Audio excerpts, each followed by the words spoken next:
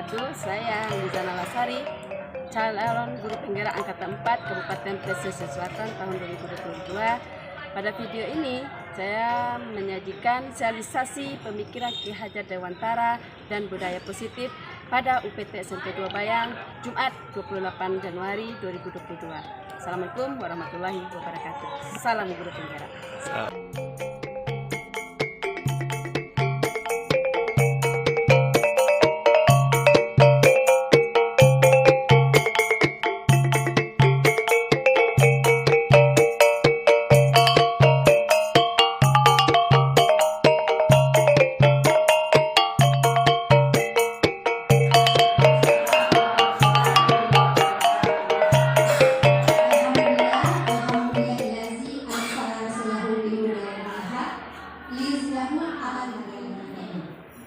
Puji syukur kehadirat Allah Subhanahu wa Ta'ala yang telah melimpahkan rahmat dan karunia kepada kita semua. Yang terhormat Bapak Kepala Sekolah SMP Negeri 2 Bayang, seterusnya kepada Bapak Wakil dan Bapak-bapak, Ibu-ibu yang hadir pada siang hari ini. Tanpa memperpanjang mukadimah, langsung saja kita dengarkan sepatah kata dari Bapak Kepala Sekolah SMP Negeri 2 Bayang kepada Bapak Irman A. Disilahkan. Waalaikumsalam warahmatullahi wabarakatuh. Syukur rendah kita pada Allah Subhanahu wa Ta'ala dengan izinnya pada siang ini kita masih diberi kita masih diberikan kita bisa seperti ini masih diberi yang dari tinggi di rumahnya usaha itu kayak ibu rumah itu ibu betul itu usaha itu ibu makanya itu peraturan beliau yang kita hormati yang dihormati Bapak Wakil SMP Negeri 2 Bayang yang dihormati Ibu Liza Nalasari sebagai guru calon guru penggerak SMP Negeri 2 Bayang yang kita hormati Bapak Ibu Muslimin SMP Negeri 2 Bayang. Bapak Ibu yang kita hormati Ki Hajar Dewantara Bapak Pendidikan yang filosofinya itu tetap kita pakai dan tidak pernah berubah sampai di antaranya adalah sebagai yang diimplementasikan pada guru penggerak dan sebagai budaya positif untuk perubahan untuk menciptakan karakter anak bangsa di sini. Ki Hajar Dewantara juga mempunyai pemikiran positif yang diimplementasikan dari budaya positif. Budaya adalah kebiasaan yang tercatat. Budaya adalah kebiasaan yang menjadi kebiasaan kepada seluruh manusia. Kalau budaya positif itu adalah kebiasaan kegiatan positif yang ujungnya dan muaranya adalah pembentukan karakter. Indonesia pintar, Indonesia yang maju, yang tidak berkarakter, maka kita bisa menjadi bangsa yang berpihak positif. Biarpun dia tidak pintar, walaupun dia gerakannya kurang, tetapi punya karakter bagus. Yang lebih bagusnya punya kemampuan pintar, punya kreativitas tinggi, tapi juga didukung dengan karakter masa dari guru penggerak di SMP. Untuk saat ini jam 10 pas 11 pas jam saya sosialisasi filosofi pemikiran Ki Hajar Dewantara dan budaya positif resmi kita buka.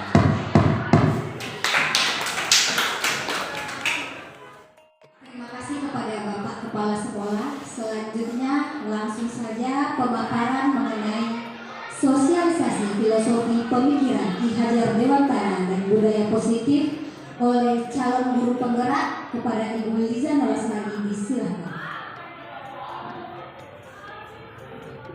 Bismillahirrahmanirrahim. Assalamualaikum warahmatullahi wabarakatuh.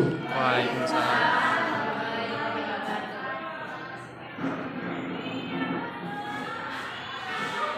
Alhamdulillah rabbil alamin. Puji syukur kita ucapkan kehadirat Allah Subhanahu wa Ta'ala yang telah memberikan kita Bapak berkumpul di ruangan ini dalam rangka sosialisasi pemikiran Ki Hajar Dewantara dan budaya positif. Salawat dengan salam tidak lupa kita kirimkan buat junjungan kita Nabi besar Muhammad sallallahu alaihi wasallam. Allahumma shalli ala Muhammad wa ala ali Muhammad, yang telah membawa kita dari alam jahiliyah ke alam yang baru. Untuk pendidikan guru penggerak, kami diberi tugas yaitu harus mensosialisasikan modul yang telah kami pelajari selama 3 bulan. Nah, walaupun ini berupa tugas, tetapi hendaknya bisa kita implementasikan di sekolah kita. Kenapa? Karena yang kami pelajari selama lebih kurang 3 bulan ini tentang pemikiran Ki Hajar Dewantara dan budaya positif, ini sangat bermanfaat sekali terbentuknya siswa atau anak-anak kita dengan profil pelajar Pancasila. Nah, kalau dulu mungkin PPK, penguatan pendidikan karakter. Nah, sekarang ujung-ujung dari pendidikan kita adalah membentuk atau menjadikan siswa kita menjadi belajar profil Pancasila, yaitu ketuhanan yang Maha Esa, beriman dan bertakwa kepada ketuhanan Maha Esa, mandiri, gotong royong, kebinekaan global, kritis dan kreatif. Nah, ini 6 ujung dari muara pendidikan untuk saat ini. Nah, sebelumnya kami itu kan tidak asing lagi siapa itu Bapak Ki Hajar Dewantara. Nah, untuk itu sedikit kita menyimak sejarah atau lebih mengenal Bapak pendidikan kita, Bapak Ki Hajar Dewantara, dengan mengikuti video berikut. Setiap tanggal 2 Mei, kita memperingati Hari Pendidikan Nasional yang diambil dari hari kelahiran Ki Hajar Dewantara. Melalui pendidikan, Ki Hajar berjuang melawan penjajah Belanda. Seperti apa ceritanya? Ayo teman-teman, kita simak bersama. Ki Hajar Dewantara terlahir dengan nama Raden Mas Suwardi Suryaningrat pada tanggal 2 Mei 1889. Ia dibesarkan dalam lingkungan Keraton Pakualam di Yogyakarta. Ki Hajar sempat kuliah di Stovia atau Sekolah Dokter Pribumi. Kemudian ia bekerja sebagai wartawan di koran seperti Utusan Hindia dan Kaum Muda. Sejak muda, Ki Hajar berani menentang pemerintah kolonial Belanda. Bersama Daus Dekker dan Cipto Mangunkusumo, ia mendirikan Indis Partij pada tahun 1912 yang bertujuan mencapai Indonesia merdeka. Akibat kritiknya pada pemerintah Belanda, dalam tulisan Seandainya Aku Seorang Belanda, Ki Hajar diasingkan ke Pulau Bangka. Daus Dekker dan Cipto Mangunkusumo membela sahabat mereka, sehingga akhirnya 3 serangkai ini diasingkan bersama-sama ke negeri Belanda. Masa pengasingan di Belanda dimanfaatkan Ki Hajar untuk mendalami dunia pendidikan dan pengajaran. Pada tahun 1919, Ki Hajar kembali ke tanah air dan terus mengkritik pemerintahan kolonial Belanda lewat tulisan-tulisannya. Akibatnya, ia pun sering keluar masuk penjara. Tanggal 3 Juli 1922, Ki Hajar mendirikan lembaga pendidikan Taman Siswa di Yogyakarta. Sejak saat itu, Suwardi Suryaningrat memakai nama Ki Hajar Dewantara. Anak-anak dari semua kalangan, baik ningrat maupun rakyat biasa, bisa bersekolah di Taman Siswa. Perguruan ini memiliki semboyan Ing Ngarso Sung Tulodo, Ing Madyo Mangunkarso, Tutwuri Handayani. Artinya, di depan memberi contoh, di tengah membangun semangat, dan di belakang memberi dorongan. Prinsip ini berlaku untuk semua pamong atau guru dan murid di Taman Siswa. Setelah Indonesia merdeka, Presiden Soekarno mengangkat Ki Hajar sebagai Menteri Pendidikan pertama. Semboyan Tutwuri Handayani pun hingga kini tetap dipakai dalam dunia pendidikan Indonesia. Oke, selanjutnya kita masuk apa sih sebenarnya filosofi Ki Hajar Dewantara. Nah, di sini Ki Hajar Dewantara membedakan antara pengajaran dan pendidikan. Nah, pengajaran itu merupakan bagian dari pendidikan. Pengajaran itu proses memberikan ilmu dari dari guru ke murid dalam untuk berfaedah mencapai kecakapan hidup bagi murid. Jadi kalau di dalam kelas kita memberikan ilmu ke anak itu masih dalam skop pengajaran. Nah, sedangkan pendidikan itu adalah menuntut segala kekuatan kodrat yang dimiliki anak agar ia mampu mencapai keselamatan dan kebahagiaan yang setinggi-tingginya, baik sebagai seorang manusia maupun sebagai anggota masyarakat. Nah, jadi pendidikan ini menuntut kodrat anak. Artinya anak sudah mempunyai potensi yang ada atau di bawah sejak lahir.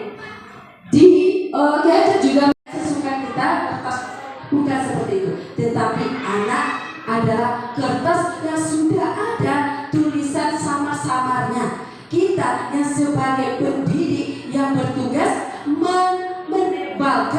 menebalkan goresan-goresan tadi.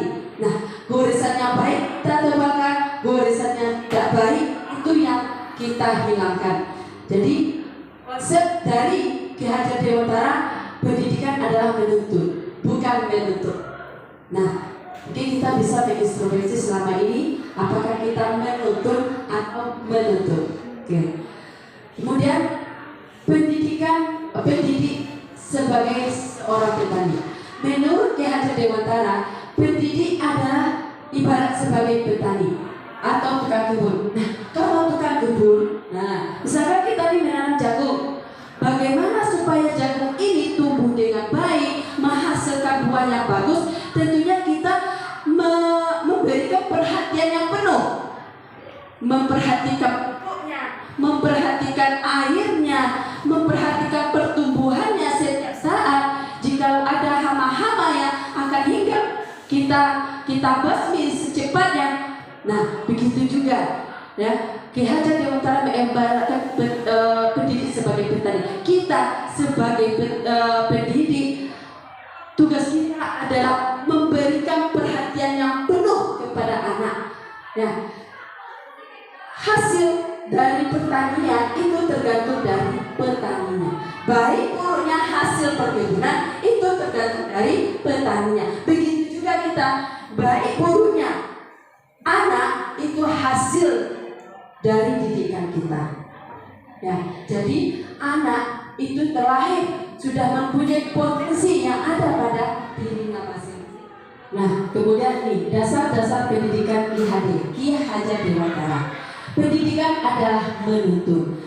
3 filosofi Ki Hajar Dewantara yaitu ingaso suntulodo, di depan memberikan teladan. Nah, kita sebagai pendidik ini adalah contoh bagi anak-anak didik kita. Jadi kalau kita contoh teladan, kita senantiasa menjaga kata, sikap ataupun tingkah laku kita yang lainnya. Ya, ingaso suntulodo, di depan memberikan contoh atau teladan. Kemudian imadio mangkorso, di tengah membangun kemauan, memberikan motivasi kepada anak-anak. Dan yang terakhir, tutmuri handayani, di belakang mempermudah masyarakat. Kemudian dasar pendidikan Ki Hajar Dewantara itu merdeka belajar. Merdeka belajar bukan berarti memberikan kebebasan kepada anak dalam belajar, bukan. Merdeka belajar artinya bahwa pendidikan harus sentiasa diingat bahwa kemerdekaan itu kemudian dia tidak bergantung pada orang lain, dan anak dalam belajar dapat mengatur dirinya sendiri. Itu yang dimaksud dengan merdeka belajar. Ya, bukan memberikan kemerdekaan sepenuhnya kepada anak, tidak. Artinya anak mandiri, dia bisa mengatur dirinya sendiri, tidak bergantung pada orang lain dan dengan dirinya sendiri. Ya. Kemudian, Ki Hajar Dewantara juga memberikan pengajaran tentang kodrat alam dan kodrat zaman. Nah, kodrat alam ini berkaitan sifat dan buruk yang di lingkungan di mana anak berada, dan kodrat zaman berkaitan dengan isi dan irama. Artinya gini, kita mendidik anak harus sesuai dengan kodrat alam di mana anak berada. Kita tidak bisa menyamakan antara cara mendidik anak di pantai ataupun anak di perkebunan. Alam di pantai mempunyai alam yang panas, keras. Nah, bagaimana seorang pendidik bisa memahami? Ibu saja dulu waktu itu tidak seperti ini. Nah, itu zaman kita. Nah, zaman anak sekarang yang era teknologi canggih, nah tidak bisa kita samakan sewaktu kita yang belum kenal teknologi. Nah, alangkah baiknya pendidikan yang kita lakukan pada saat ini sesuai dengan zaman yang mereka hadapi pada saat ini. Kemudian budi pekerti. Nah, menurut Ki Hadir, budi pekerti atau watak atau karakter merupakan perpaduan antara gerak pikiran, perasaan, dan kehendak ataupun kemauan sehingga menimbulkan tenaga. Budi pekerti adalah lingkungan keluarga. Jadi anak mempunyai budi pekerti itu lebih besar dipengaruhi oleh lingkungan keluarga. Jadi seandainya kita punya anak, budi pekerti dibentuk dulu di dalam keluarga dari generasi-generasi. Alhamdulillah pada saat ini budaya positif kita ada pelaksanaan upacara bendera dalam membentuk disiplin anak, dalam membentuk rasa nasionalis anak. Kemudian kita juga punya kultum tiap hari Jumat dalam membentuk karakter spiritual anak. Dan baru-baru ini kita melaksanakan pembinaan tahfiz. Ini juga bertujuan dalam meningkatkan keimanan dan ketakwaan anak didik kita. Alhamdulillah budaya positif di sekolah kita sudah mulai muncul. Oke, kemudian ada perubahan paradigma. Nah, ini stimulus respon tentang dunia dengan teori kontrol tentang dunia. Nah, kira-kira kita selama ini yang kita pakai itu stimulus respon tentang dunia atau teori kontrol tentang dunia. Nah, kalau stimulus respon tentang dunia itu kebutuhan kita sama, sedangkan teori kontrol tentang dunia kebutuhan kita berbeda. Apakah kita sudah pakai teori mana? Teori kontrol ya, sudah ya. Kita sudah bisa dapat memahami bahwa kebutuhan setiap anak berbeda, potensi yang dimiliki anak berbeda. Oke. Kemudian semua orang melihat yang sama, sedangkan teori kontrol tentang dunia setiap orang memiliki gambaran yang berbeda. Kemudian kita berusaha memahami pandangan orang lain tentang dunia, sedangkan stimulus respon mengatakan kita mencoba mengubah orang agar berpandangan sama dengan kita. Ini bagaimana Bapak Ibu? Kita berusaha mengubah orang agar berpandangan sama dengan kita. Nah, selama ini ya, alhamdulillah kita tidak melakukan seperti itu. Kita berusaha memahami pandangan orang lain itu berbeda. Oke, perilaku buruk dilihat sebagai suatu kesalahan. Ya, bahkan kita seperti itu, perilaku buruk, anak berperilaku buruk itu kesalahan. Tetapi itu yang perlu kita jadikan bahwa setiap perilaku mempunyai tujuan. Anak berperilaku buruk pasti dia mempunyai tujuan. Nanti kita jelaskan pada materi selanjutnya. Oke. Orang lain bisa mengontrol saya. Ya. Nah, hanya Anda yang bisa mengontrol diri Anda. Ya, artinya apa? Bahwa kita tidak bisa mengontrol anak. Anaklah yang mengontrol dirinya sendiri. Oke. Pemaksaan ada pada saat bujukan gagal. Saat dibujuk elok-elok, baik-baik, anak tidak mau, dipaksa. Itu yang selama ini mungkin. Ya, mungkin. Tetapi kolaborasi dan konsensus menciptakan pilihan-pilihan baru. Oke, dan terakhir, model berpikir menang atau kalah. Sedangkan teori kontrol tentang dunia, model berpikirnya menang dan menang. Jadi tidak ada kalah, menang dan menang. Ya. Kemudian konsep disiplin positif dan sungguh disiplin itu bersifat self-disiplin, disiplin diri sendiri yang mewajibkan kita dengan sekeras-kerasnya. Tetapi itu sama saja, sebab jika tidak cakap melakukan disiplin diri sendiri, ya, wajiblah penguasa lain mendisiplinkan diri kita. Artinya, jika anak tidak mampu, ya, mendisiplinkan dirinya sendiri, kitalah sebagai pendidik yang menuntut anak untuk menjadi disiplin terhadap dirinya sendiri. Oke. Kemudian 3, motivasi perilaku manusia. Nah, ini ada motivasi dalam berperilaku. Nah, ada 3 macam motivasi peserta didik kita berperilaku. Yang pertama, untuk menghindari ketidaknyamanan atau hukuman. Contohnya gini, kita kasih tugas, Bu, kalau tidak buat apa, Bu? Berarti anak membuat tugas tersebut untuk menghindari hukuman. Ya, awas kalau tidak buat nanti ibu hukum. Nah, terpaksa anak buat, berarti dia mengerjakan tugas. Motivasi dia mengerjakan tugas adalah untuk menghindari ketidaknyamanan atau hukuman. Kemudian untuk mendapatkan imbalan atau penghargaan dari orang lain. Nah, kita buatlah tugas biar nanti nilai kita tinggi. Nah, berarti itu motivasinya untuk mendapatkan penghargaan atau penilaian dari guru. Nah, dan yang ketiga, untuk menjadi orang yang mereka inginkan dan menghargai diri sendiri dengan nilai-nilai yang mereka percaya.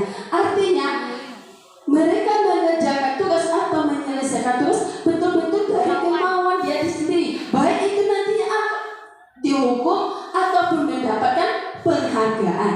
Nah, kalau kayak gini kelas itu dibuat kesepakatan siswa kita. Nah, kesepakatan siswa kita. Nah, kalau kesepakatan mereka sepakat dan itu menjadi suatu keyakinan, mereka akan melaksanakannya secara dari hati, tidak merasa diatur, tetapi diyakini. Nah, ini konsepnya selama ini agak menjadikan kita, ya. Selama ini kita membuat peraturan kelas, peraturan sekolah. Nah, KPN kita membuat keyakinan kelas, keyakinan sekolah. Apa sih keyakinan kelas kita? Nah, ini aksi nyata yang saya lakukan di kelas. Meminta izin kalau keluar kelas. Nah, saling menghormati dan menghargai teman, bertanggung jawab terhadap tugas yang diberikan. Ini contoh aksi nyatanya. Kemudian, nah, pemenuhan kebutuhan dasar. Tiap-tiap kita, ya, melakukan sesuatu pasti untuk memenuhi kebutuhan dasar kita.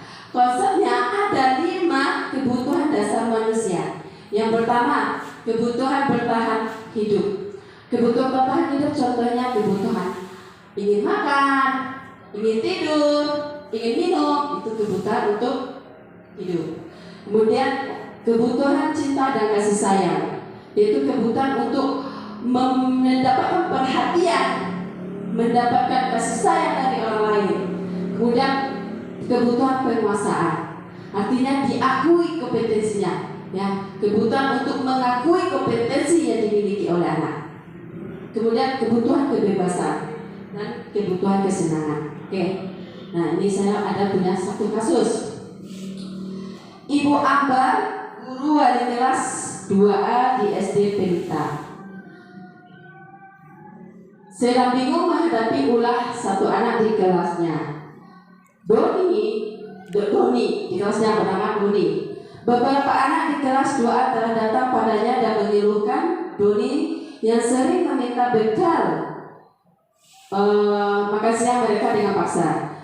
Nah, jika Bapak Ibu menghadapi situasi seperti Ibu Ambar, apa yang akan Bapak Ibu lakukan? menurut Bapak Ibu kira-kira apa alasan Boni melakukan hal itu? Kira-kira apa Bapak Ibu? Kenapa Doni melakukan? Dia membutuhkan kebutuhan bebas. Artinya dia bebas memilih. Nah, mungkin yang diberikan oleh orang tuanya makanan itu saja, sehingga dia mau menu yang bervariasi. Itu kebutuhan bebas. Ayo, apalagi kira-kira alasannya? Nah, ya. Oke, karena dia belum makan, berarti dia memenuhi kebutuhan bertahan hidup. Dia belum makan di rumah, nggak bawa bekal, berarti dia mempunyai alasan untuk memenuhi kebutuhan hidup dasarnya adalah bertahan hidup. Oke, apa lagi? Bisa saja karena dia membuat ulah seperti itu, nanti orang tuanya akan dipanggil. Nah, sehingga orang tuanya memperhatikan. Berarti si Doni membutuhkan kebutuhan dasar cinta dan kasih sayang dari orang tuanya. Ataupun contohnya dengan melihat wajah temannya yang sedih karena dihapus makanannya, dia merasa senang. Merasa senang atas keusirannya, berarti dia memenuhi kebutuhan dasar kesenangan. Oke, itu 5 kebutuhan dasar.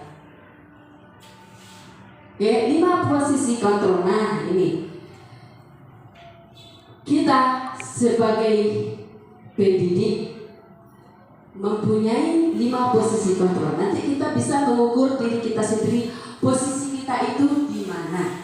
Contohnya, ada yang pertama sebagai penghukum. Nah, sebagai penghukum ini kadang-kadang menghukum anak jika membuat kesalahan. Contoh sebagai penghukum, ada yang terlambat. Ini kasusnya ya, kasusnya seorang anak yang terlambat nama Adi. Sebagai penghukum, nada suara tinggi, bahasa tubuh, mata melotot, dan jari menunjuk. Terlambat lagi dan terlambat lagi. Kamu saja yang terlambat. Berarti kita posisinya sebagai penghukum. Akibatnya apa? Kemungkinan murid marah, mendendam, bersifat agresif. Bisa jadi sesudah kembali duduk, ya, murid tersebut akan mencoret-coret bukunya, meja ditulis. Lebih buruk lagi setelah sekolah, dia dendam, membocorkan gurunya. Ya, itu sebagai penghukum. Oke. Halus, sedih, bahasa tubuh merapat pada anak lesu. Kasus yang sama ya, Adi terlambat tadi ya, tetapi dengan kontrol yang berbeda. Ini sebagai pembuat bahasa besar. Adi, kamu ini bagaimana ya? Kamu sudah berjanji dengan ibu tidak akan terlambat lagi. Kamu kenapa senang sekali mengecewakan ibu? Ibu benar-benar kecewa sama kamu. Nah, bagaimana perasaan anak kita jika ditegur seperti itu kira-kira? Nah, murid akan merasa bersalah telah mengecewakan ibu gurunya. Ya, murid akan merasa menjadi orang yang gagal dan tidak sanggup membahagiakan orang lain. Ya, kadang-kadang sikap ini lebih berbahaya dari sikap penghukum. Ya, merasa bersalah di dalam hati ya. Karena emosi akan tertanam rapat di dalam. Murid menahan perasaannya.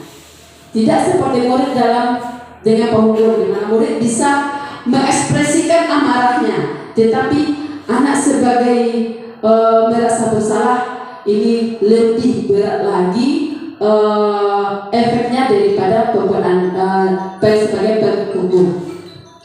Kemudian ada yang sebagai teman.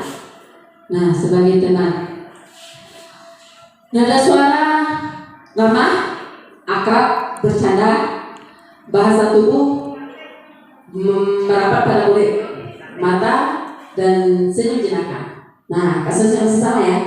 Oke, Adi, ayolah, bagaimana sih kamu? Kemarin kamu sudah janji ke bapak bukan? Kenapa terlambat lagi? Sambil tersenyum. Nah, ya sudah, tidak apa-apa, duduk dulu. Nanti Pak Guru bantu. Nah, ya. Nah, bagaimana perasaan murid dengan sikap guru yang seperti ini?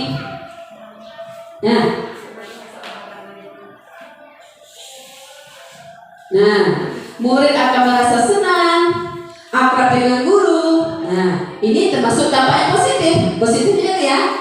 Nah, tetapi sebagai teman ini juga ada berdampak negatif. Apa dampak negatifnya? Anak akan merasa bergantung terus sama guru tersebut. Sikapnya akan berbeda terhadap guru yang lainnya kalau dia tidak menganggap guru tersebut sebagai temannya.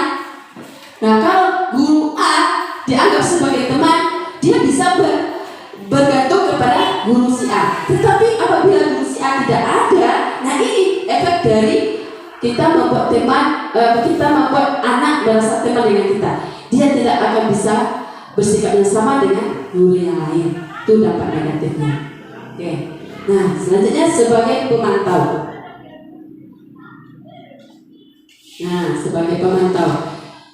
Nada suara datar, bahasa tubuh formal, guru. Nah, fungsinya dan apa peraturannya. Namun pada posisi mengajar, guru akan mengembalikan tanggung jawab pada murid. Kalau kita sebagai manajer, oke, untuk mencari jalan keluar permasalahannya tentu dengan bimbingan guru. Nah, selama ini kita berada pada posisi kontrol yang mana Bapak Ibu? Ya, kita bisa kondisi bagi murid untuk memperbaiki kesalahannya. Ini sering kita lakukan. Ada anak yang bermasalah, kita proses sehingga mereka kembali ke jalan yang benar. Nah, mereka kembali pada kelompok mereka dengan karakter yang lebih kuat. Restitusi juga dalam proses kolaboratif yang mengajarkan murid untuk mencari solusi dari masalah dan membantu murid berpikir tentang orang seperti apa yang mereka inginkan dan bagaimana mereka harus memperlakukan orang lain. Jadi kalau yang selama ini kita menyelesaikan masalah anak, ada anak yang bermasalah, itu merupakan suatu restitusi. Ada anak berbuat salah, kita proses sehingga dia kembali dengan karakter yang lebih kuat, itu adalah restitusi. Oke. Nah, nih segitiga restitusi. Ada kita harus jujur, ya, percaya diri dan tidak boleh mencontek ataupun meminta bantuan dalam bentuk apapun. Kalau si anak menjawab, karena semua orang pasti punya kesalahan. Nah, ibu juga dulu waktu sekolah juga seperti itu loh. Nah, itu termasuk menstabilkan identitas menfilosofikan Merdeka Belajar, bahwa anak bisa belajar tidak bergantung pada orang lain, bisa mengatur dirinya sendiri. Kemudian ada budaya positif, ya, budaya positif untuk menciptakan lingkungan belajar yang aman dan nyaman untuk peserta didik. Oke, ada keyakinan kelas, ada restitusi ketiga, ada pemenuhan kebutuhan dasar manusia dan teori kontrol. Oke Bapak Ibu, ada yang mau ditanyakan? Silakan.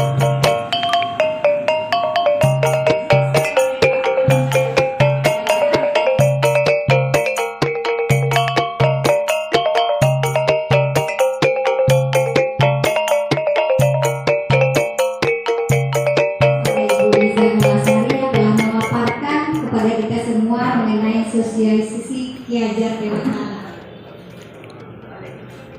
Langsung saja pada tarungan hari ini, apakah ada dari peserta yang ingin bertanya atau kita langsung ke penutupan? Assalamualaikum warahmatullahi wabarakatuh.